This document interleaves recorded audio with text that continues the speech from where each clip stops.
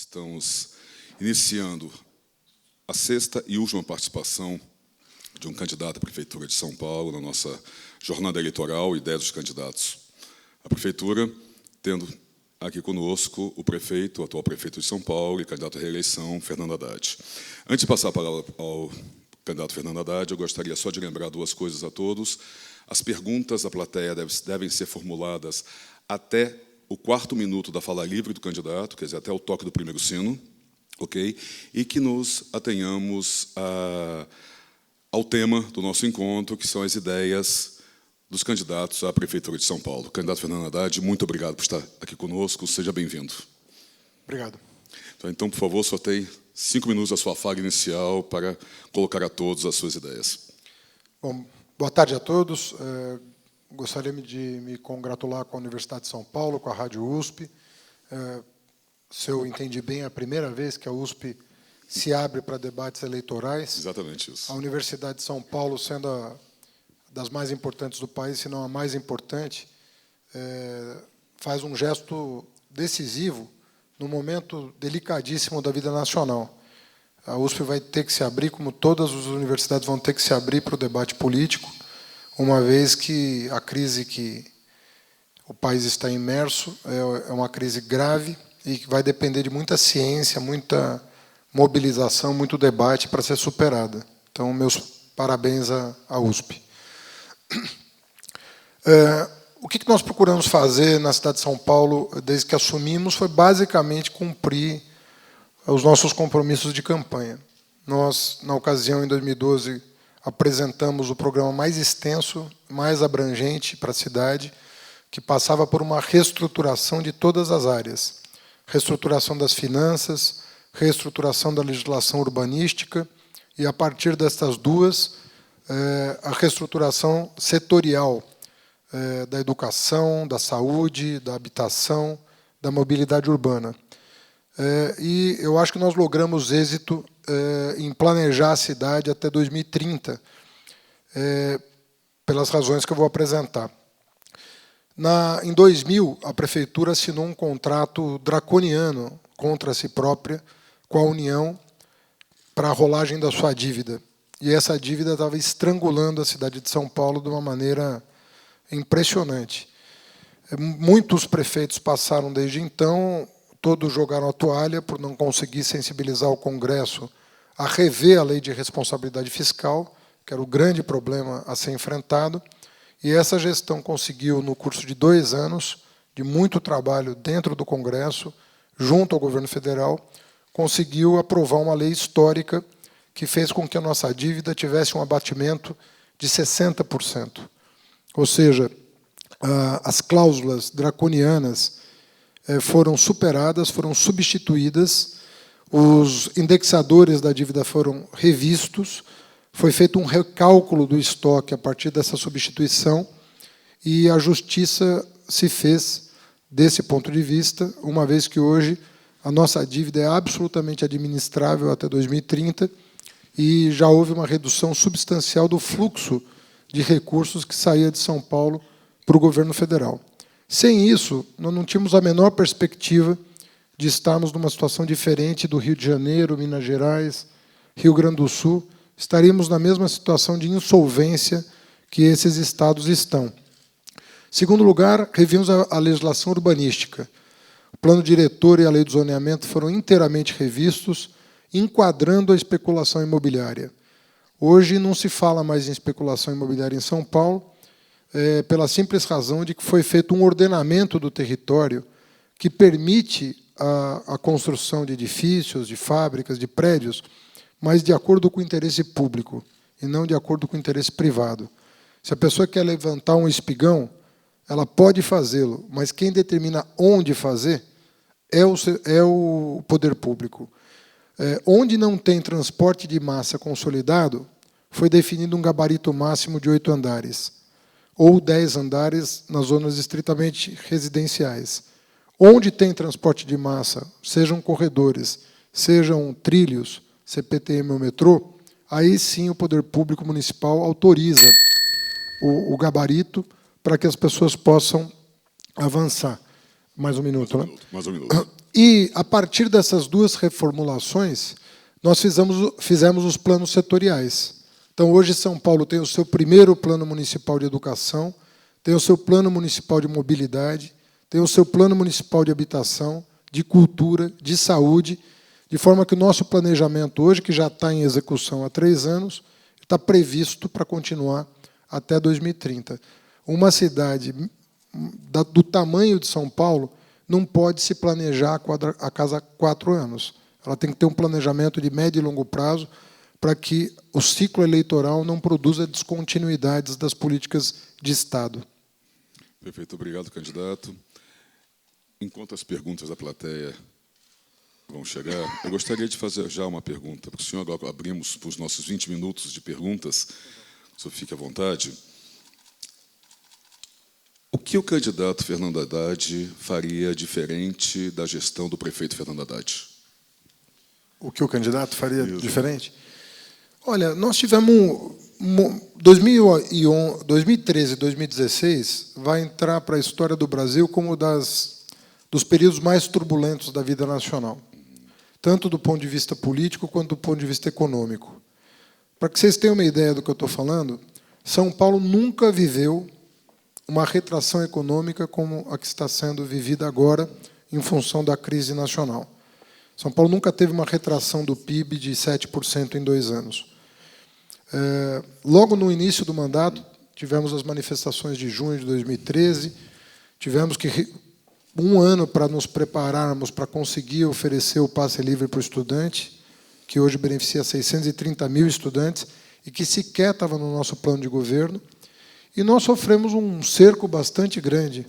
O Judiciário, em março de 2013, declarou inconstitucional a regra de parcelamento de precatórios. O Tribunal de Justiça aqui em São Paulo suspendeu a atualização da planta do IPTU dos bairros ricos. Então, nós tivemos um contexto muito difícil. E, infelizmente ou felizmente, eu tive que tomar decisões difíceis. Uma delas foi cortar 50% da publicidade institucional da cidade. É verdade. Mas eu preferi fazer isso do que deixar de fazer os hospitais que eu prometi, as creches que eu prometi, os hospitais dia, os céus, porque era muita coisa que tinha sido pactuada com a cidade, que está em andamento, num ritmo para a crise mais do que adequado, para o momento que nós estamos vivendo. São Paulo hoje tem um canteiro de obras importante, tem um legado importante de equipamentos públicos que estão sendo ou entregues ou que estão em construção, também na área da moradia. E, enfim, ninguém escolhe o momento de governar. Eu vivi a bonança do Ministério da Educação, passei 8 anos no Ministério da Educação sem restrição orçamentária, podendo fazer a maior expansão das universidades públicas da história do país, das escolas técnicas federais, a maior da história do país, e assim por diante. E as circunstâncias me fizeram prefeito num momento mais delicado, econômico e político. Como dizia meu pai, marujo não escolhe tempo, não é para sair para pescar. Às vezes você tem que sair na tempestade, mas eu acho que nós estamos voltando para o porto, fechados os 4 anos, numa situação incomparavelmente melhor do que em 2012, sob todos os pontos de vista, e melhor do que melhor do que estão cidades comparáveis a São Paulo ou estados subnacionais, né, como os que eu citei. Perfeito, candidato. Obrigado. E, em cima disso, do que o senhor está falando, temos aqui uma pergunta da plateia, que é da seguinte forma. A mobilidade urbana foi eixo central de sua atual gestão. Se reeleito, qual será a principal política adotada? Nós vamos começar a anunciar nosso programa de governo na segunda-feira, que é o primeiro debate. Eu explico por quê. As propostas têm que ser feitas para grandes audiências, portanto, em rádio e TV, horário eleitoral gratuito ou os debates das grandes emissoras, porque, senão, primeiro, elas correm o risco de ser mal interpretadas, e, segundo, entre a comunicação e a recepção, tem toda uma mediação que é feita que, muitas vezes, corrompe a ideia original. Então, o nosso programa de governo vai ser apresentado a partir de segunda-feira. Mas a mobilidade foi um eixo de atuação dessa administração. Se você me perguntar o que aconteceu com a saúde, eu vou te dizer que, apesar de nós termos absorvido 500 mil paulistanos no SUS que deixaram de pagar o plano de saúde, em função da crise, 500 mil de paulistanos hoje são SUS exclusivos. Os tempos de espera de consulta, exame e cirurgia caíram na cidade de São Paulo em função da reforma que nós fizemos no setor de saúde. Uma reforma profunda no setor de saúde que permitiu à cidade melhorar, atendendo mais gente que deixou a saúde complementar, a saúde privada, o plano de saúde. Então, isso é um feito que nós vamos explorar durante a campanha. Também na área da educação, a expansão da educação infantil não teve paralelo na história. Eu fui ministro da Educação, eu sei do que eu estou falando. O fim da aprovação automática nas escolas municipais e a introdução de cursos superiores nos CELS, hoje todos os 46 CELS têm oferta de educação superior pública para que os jovens da periferia possam fazer universidade, e o início do processo de construção da escola de tempo integral. Hoje nós já temos 110 das nossas 500 EMEFs, que são as Escolas Municipais de Ensino Fundamental, com oferta de tempo integral, que é a escola de 7 horas. Então, na cultura, foi, enfim, o que foi feito de trabalho na música, na dança, no cinema. Criamos a primeira empresa de cinema da cidade de São Paulo, com salas de cinema públicas, 15 em CELS, 5 em centros culturais, e do carnaval de rua, choro, ópera, funk, hip-hop, o que você imaginar, teve projetos fomentando, sobretudo, os coletivos da periferia, para produzir cultura, fomentar cultura, apoiar esses coletivos. Infelizmente, como a mídia ficou muito focada na crise nacional por 4 anos, o espaço reservado para o debate de políticas públicas municipais foi absolutamente nenhum. E, quando houve espaço, a gente ficou discutindo cor de ciclovia, coisas dessa importância. E não discutimos o mais relevante. Até hoje, eu digo em toda entrevista que eu dou, eu falo, olha, a limitação de velocidade máxima é uma recomendação da Organização Mundial da Saúde, que está sendo seguida por todas as metrópoles do mundo. Eu nunca vi isso publicado em jornal, que os meus adversários estão procurando rever aquilo que está consolidado num plano internacional e que está trazendo benefícios no trânsito e na queda drástica de mortes e feridos na cidade de São Paulo. O ano passado, nós tivemos 9 mil feridos a menos na cidade de São Paulo. Tem candidato querendo acabar com a Secretaria da Pessoa com Deficiência e, ao mesmo tempo, pedindo para aumentar a velocidade dos carros. Ele vai ter mais trabalho com pessoas com deficiência, porque 40% dos cadeirantes da cidade são vítimas de acidentes de trânsito. Então, não compreender a dinâmica de uma metrópole é perder conquistas muito importantes, civilizatórias. Prefeito candidato, obrigado. O senhor comentou agora com relação às políticas públicas. Temos uma pergunta aqui que vai muito nessa direção. Tendo em vista a polêmica que se abriu quando você, o senhor, deu ordens para a retirada de cobertores, papelões de moradores de rua, pergunta a pessoa da plateia, qual a sua proposta em relação aos abrigos para moradores de rua? Olha, rede social é uma coisa que pode funcionar para o bem e para o mal. Na véspera do primeiro turno, na véspera do segundo turno da eleição de 2014, o Brasil inteiro recebeu um WhatsApp dizendo que o PT tinha matado o doleiro Alberto Youssef. Enquanto não apareceu a foto dele vivo, as pessoas achavam que era verdade. Nunca aconteceu essa ordem. Eu fui o primeiro prefeito a constituir um comitê de população em situação de rua paritário, 50% governo, 50% sociedade civil. Quem é a sociedade civil? São moradores em situação de rua eleitos por seus pares. Portanto, não tem ninguém ali de nenhum lugar que não seja conhecedor da realidade da população em situação de rua. E no dia que veicular essa matéria falsa, que não vai ser comprovada nunca, porque essa ordem nunca foi dada, eu recebi generosamente no meu gabinete os representantes da população em situação de rua que vieram se solidarizar com o que estava acontecendo, né?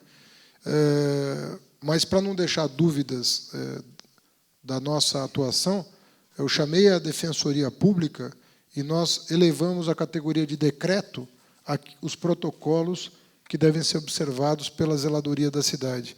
Isso foi feito uma semana depois dos episódios, e eu fiquei aguardando uma foto, um vídeo, um BO, um registro de violação de direitos humanos em São Paulo contra morador de rua, e até agora não recebi absolutamente nada.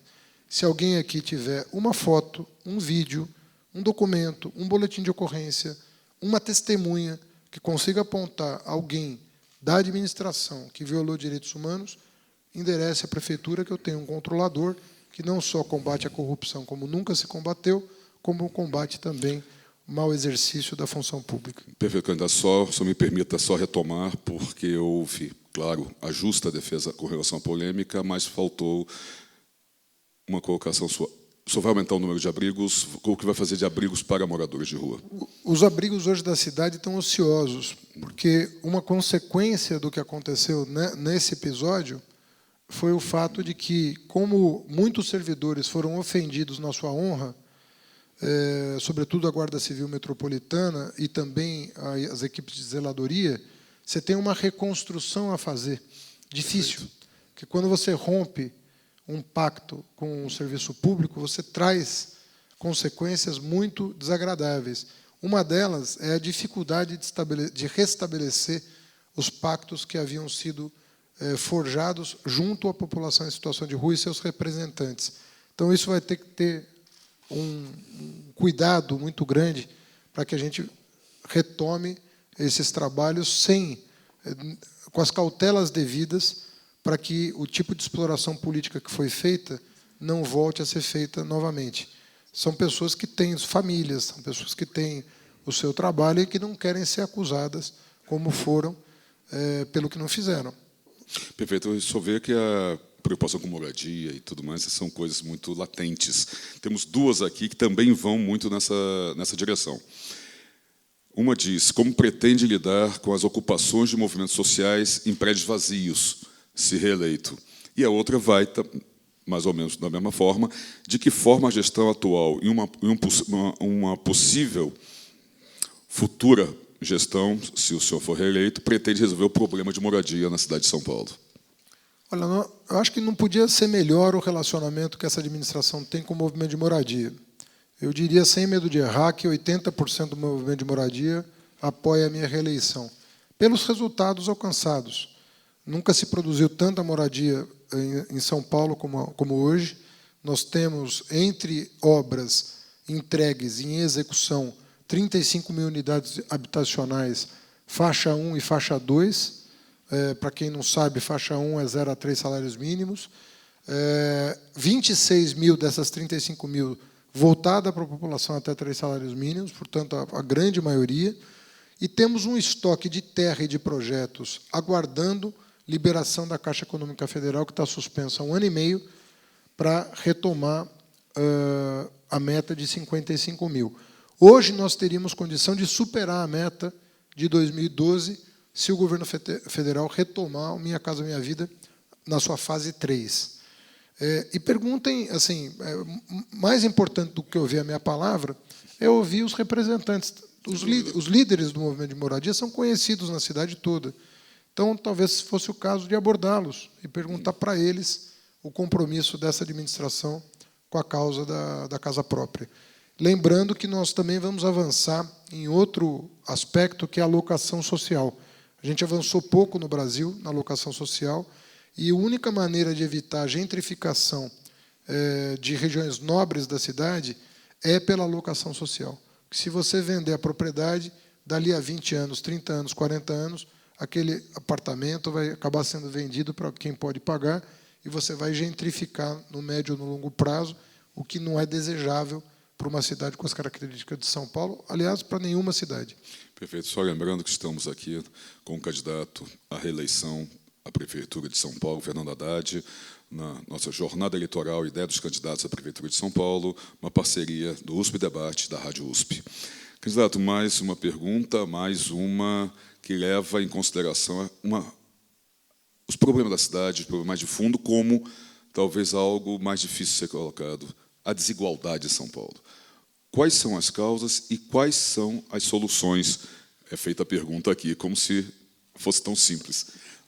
Olha, São Paulo já foi mais desigual do que é hoje, né? Eu conheci melhor São Paulo no ano de 2001, né, onde eu era secretário adjunto de Finanças e corri a cidade inteira para... A cidade tem melhorado, tem mudado para melhor.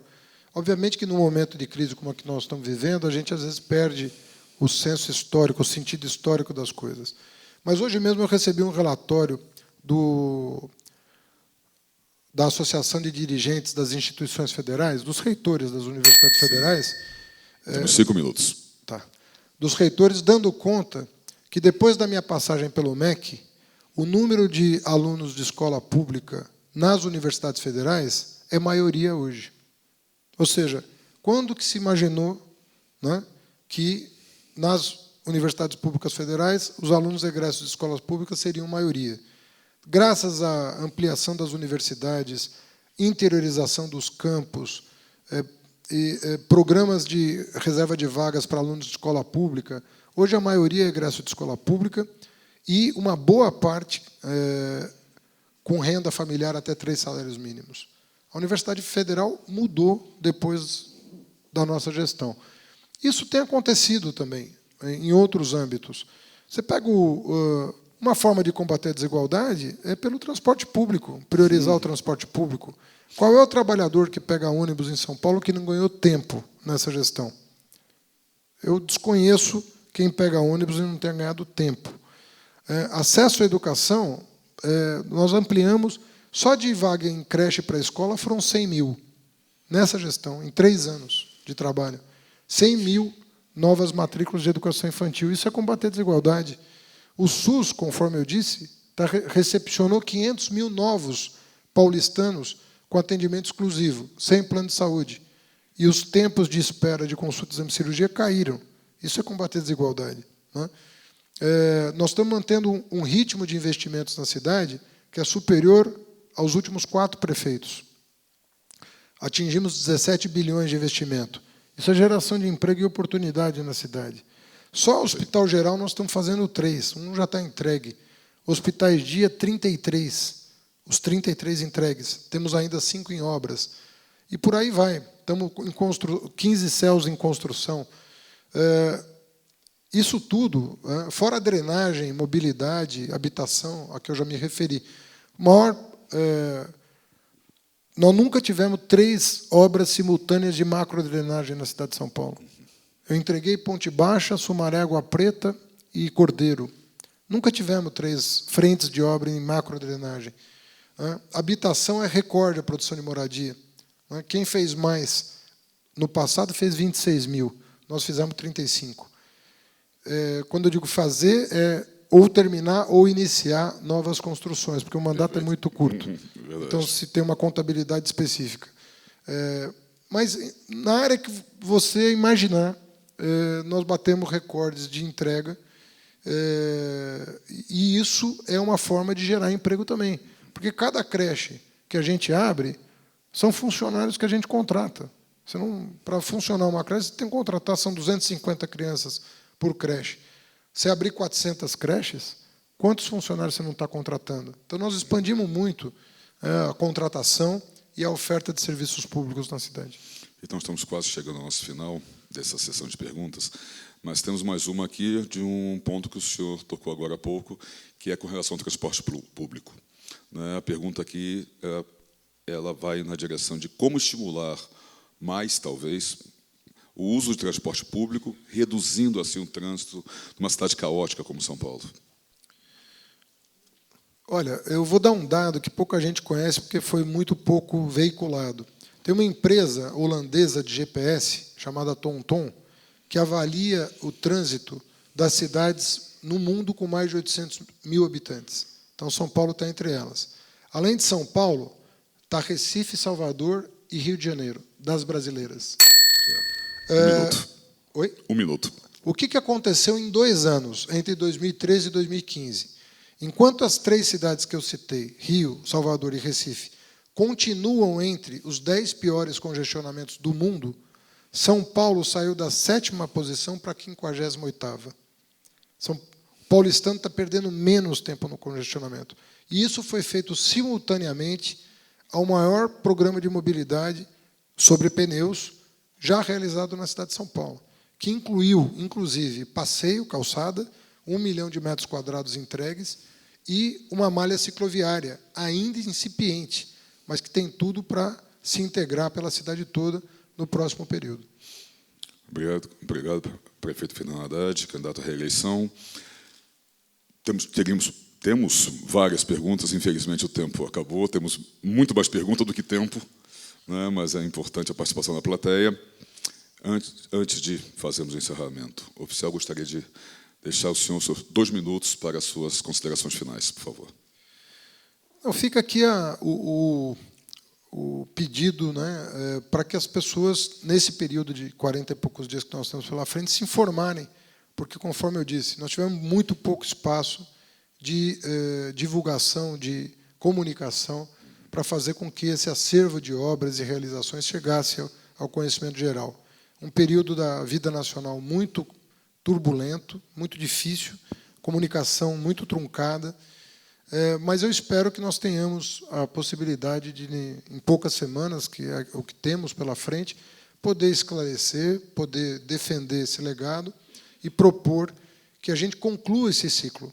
É muito difícil você mudar São Paulo toda em 3 anos, pouco mais de 3 anos de trabalho, mas talvez os governos mais progressistas mereçam, talvez pela primeira vez, porque isso nunca aconteceu, um ciclo mais longo para consolidar uma reforma urbana que mude para melhor a vida das pessoas, sobretudo das periferias.